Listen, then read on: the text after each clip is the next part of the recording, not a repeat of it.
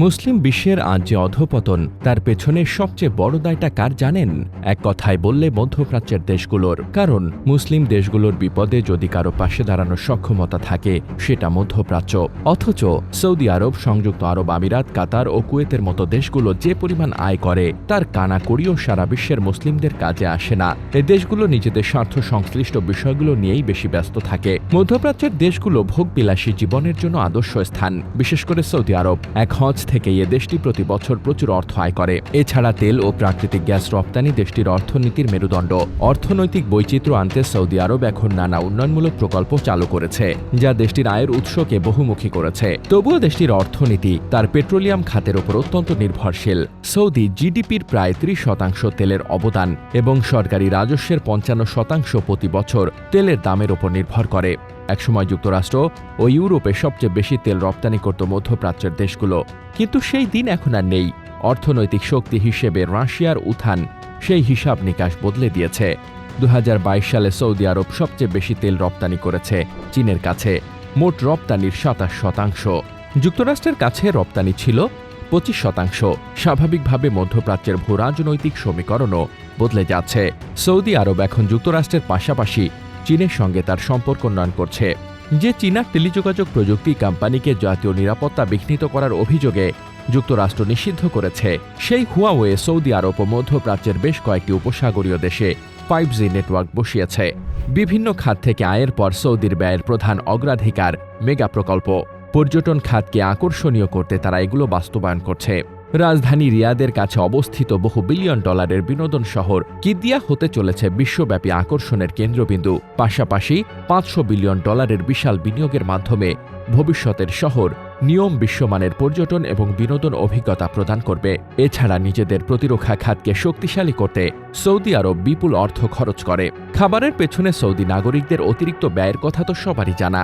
সৌদির মতো সংযুক্ত আরব আমিরাত এখন বিশ্বের বড় বড় ধনীদের কাঙ্ক্ষিত গন্তব্যে পরিণত হয়েছে। ফলে দেশটির অর্থনীতি লাফিয়ে লাফিয়ে উন্নত হচ্ছে। মধ্যপ্রাচ্যের অন্যান্য দেশের মতো সংযুক্ত আরব আমিরাতও জ্বালানি তেলের অন্যতম কেন্দ্র। 2013 থেকে 2023 পর্যন্ত জ্বালানি তেলের মূল্যবৃদ্ধির কারণে 100 বিলিয়ন বা 10,000 কোটি মার্কিন ডলার আয় করেছে দেশটি। তবে দেশটি এখন আর নিছক জ্বালানি তেলের ওপর নির্ভরশীল না থেকে অর্থনীতির বহুমুখীকরণে জোর দিয়েছে। গোল্ডেন ভিসা দিয়ে বিশ্বের ধনী ব্যক্তিদের কাছে টানছে ইউএই। বিশেষ করে দুবাই শহর বদৌলতে শহরটির আবাসন বাজার বিনিয়োগকারীদের কাছে আকর্ষণীয় হয়ে উঠেছে। ইতোমধ্যে কৃত্রিম দ্বীপ বানিয়ে বৈশ্বিক বিনিয়োগকারীদের মনোযোগ আকর্ষণ করেছে আরব আমিরাত।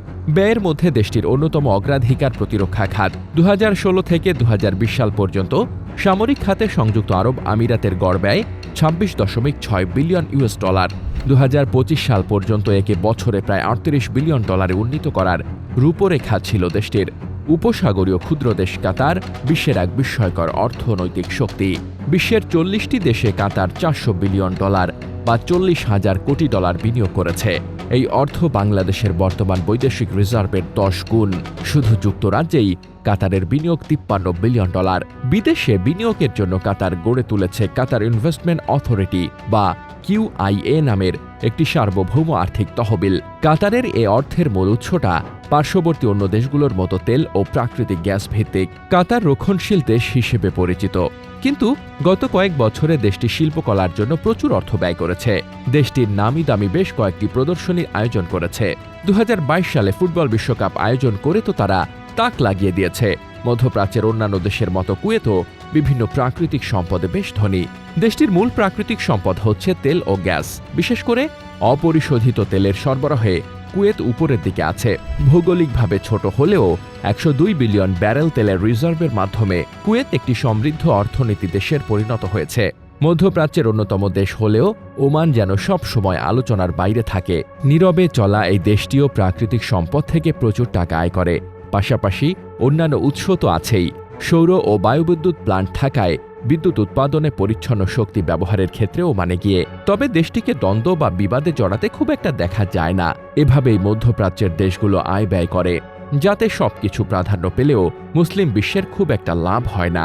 এদিকে মধ্যপ্রাচ্য অস্থির হলেই বাংলাদেশে তার আঁচ লাগে, কারণ কাতার, সৌদি আরব, ওমান ও সংযুক্ত আরব আমিরাতের মতো দেশগুলোতে বাস করে লাখ লাখ বাংলাদেশি প্রবাসী। জীবিকার খোঁজে হাজার মাইল দূরে থাকা এই মানুষগুলোর জন্য মধ্যপ্রাচ্যকে একখণ্ড বাংলাদেশ বললেও ভুল হবে না। রেমিটেন্স পাঠিয়ে তারা দেশের অর্থনীতি সচল রাখে, কিন্তু ওই অঞ্চলের কোনো দেশে কত সংখ্যক বাংলাদেশি থাকে তা কি জানেন? এই যেমন কাতার, মাথাপিছু জিডিপি ও ক্রয় ক্ষমতার বিশ্বের অন্যতম শীর্ষ ধনী দেশ কাতার। 2003 সালেও মধ্যপ্রাচ্যের দেশটির মোট জনসংখ্যা ছিল 7 লাখের নিচে। জনসংখ্যা বেড়ে 25 লাখে পৌঁছালেও এর সিংহভাগই প্রবাসী, এর বড় অংশ আবার বাংলাদেশি। বর্তমানে দেশটিতে বসবাসরত বাংলাদেশির সংখ্যা 4 লাখের বেশি। 2013 সালে দেশটিতে বাংলাদেশি নাগরিকের সংখ্যা ছিল 1,37,000। 2016 সালে তা বেড়ে দাঁড়ায় 2,80,000। এরপর সংখ্যাটা আরও বেড়েছে কাতারে বাংলাদেশিদের কর্মসংস্থান। শ্রমিক হিসেবে কাজ করার পাশাপাশি দেশটিতে অনেক বাংলাদেশি ব্যবসাও করছেন। বিশেষ করে উপকূলীয় শহর আলখোরে একসময় কাজের সন্ধানে আসা প্রবাসীরা এখন নিজেরাই কর্মসংস্থান সৃষ্টি করছেন আলখোর শহরে। এছাড়া রাজধানী দোহাসহ অন্যান্য অঞ্চলেও বাংলাদেশিদের আধিক্য। তবে কাতার নয়, মধ্যপ্রাচ্যে সবচেয়ে বেশি প্রবাসী বাংলাদেশি রয়েছে সৌদি আরবে। বর্তমানে এই সংখ্যাটা আনুমানিক 25 লক্ষ। প্রবাসী বাংলাদেশিরা সৌদি আরবে ব্যবসা বাণিজ্য ও বিভিন্ন ধরনের চাকরিতে নিয়োজিত রয়েছেন। বাংলাদেশের সৌদি আরব সম্পর্ক আনুষ্ঠানিকভাবে শুরু হয় 1976 সালে জিয়াউর রহমানের শাসনামলে। এরপর থেকে মধ্যপ্রাচ্যের দেশটিতে এখন পর্যন্ত লাখ লাখ বাংলাদেশি পাড়ি জমিয়েছেন এবং এই সংখ্যাটা শুধুই বাড়ছে। 2017 সালে সর্বোচ্চ 5,51,000 বাংলাদেশি কাজ নিয়ে সৌদি আরবে যান। এরপর করোনাকালে কিছুটা স্থবির হলেও পরে পুনরায় সৌদির শ্রমবাজার উন্মুক্ত হয়। তবে শুরুর দিকে সংযুক্ত আরব আমিরাতই ছিল বাংলাদেশের বড় শ্রমবাজার। 2008 সালে দেশটিতে এক বছরে সবচেয়ে বেশি 4,19,000 বাংলাদেশি গিয়েছিলেন, কিন্তু 2013 সালের পর থেকে এ সংখ্যা বেশ কমে গেছে। ধীরে ধীরে লাখ ছাড়িয়ে সংখ্যাটা হাজারের কোটায় নেমে এসেছিল। এরপর সংকট আরও বাড়ে। বর্তমানে বাংলাদেশিদের জন্য দ্বিতীয় বৃহত্তম এই শ্রমবাজার বন্ধ আছে। 1976 সাল থেকে এখন পর্যন্ত আরব আমিরাতে কর্মসূত্রে পাড়ি জমিয়েছেন 23,70,000 বাংলাদেশি, যা মোট জনশক্তি রপ্তানির প্রায় 19 ভাগ। প্রবাসী বাংলাদেশিদের গন্তব্যের দিক থেকে তৃতীয় অবস্থানে আছে পারস্য উপসাগরীয় দেশ ওমান। এখন পর্যন্ত 15 লাখের বেশি বাংলাদেশি সেখানে কাজ নিয়ে গেছেন।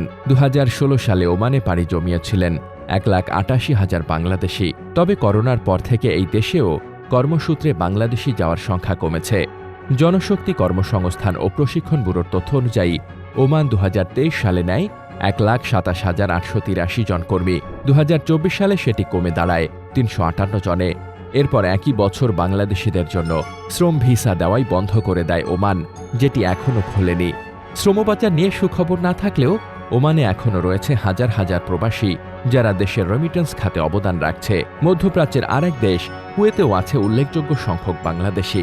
2023 সালের এক পরিসংখ্যান অনুযায়ী কুয়েতে বাংলাদেশি প্রবাসী কর্মীদের সংখ্যা 1,79,800 জন, যা দেশটির মোট কর্মশক্তির প্রায় 8.4%। মুদ্রার মানের দিক থেকে কুয়েতি দিনার সারা বিশ্বের মধ্যে উপরের দিকেই আছে। দেশটিতে থাকা বাংলাদেশিরাও রেমিটেন্স পাঠানোর দিক থেকে মধ্যপ্রাচ্যে শীর্ষ 5-এর মধ্যে অবস্থান করছেন। কুয়েতের পাশাপাশি বাহরাইনেও প্রবাসী বাংলাদেশিদের সংখ্যাটা কম নয়। 2 লাখের মতো বাহরাইনে কাজের উদ্দেশ্যে অবস্থান করছেন। বাহরাইনে সর্বোচ্চ শ্রমশক্তি রফতানি হয় 2016 সালে।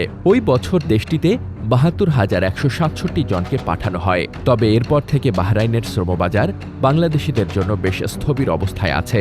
অভ্যন্তরীণ সমস্যার পাশাপাশি মধ্যপ্রাচ্যের রাজনৈতিক ও আন্তর্জাতিক উত্তেজনাও এর পেছনে বড় ভূমিকা রাখছে।